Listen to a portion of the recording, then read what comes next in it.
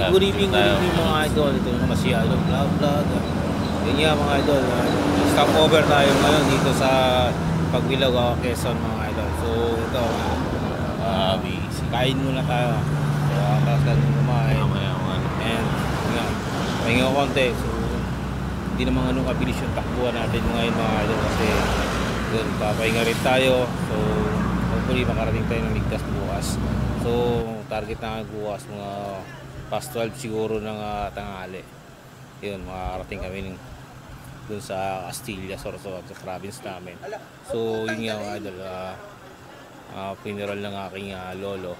Yun, tatay ng nanay ko mga idol. So yun, mga kasama ko ngayon, yung mga pinsan ko, kapatid ko, and then yung mga lola at lolo ko.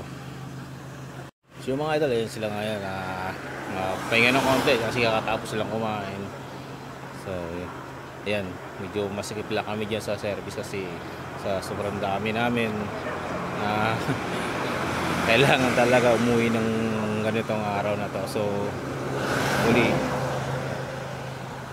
maluwag naman yung kalsada na ngayon, kaya so ingat na lang talaga, ingat na lang kami, and good luck sa inyo mga idol. Thank you.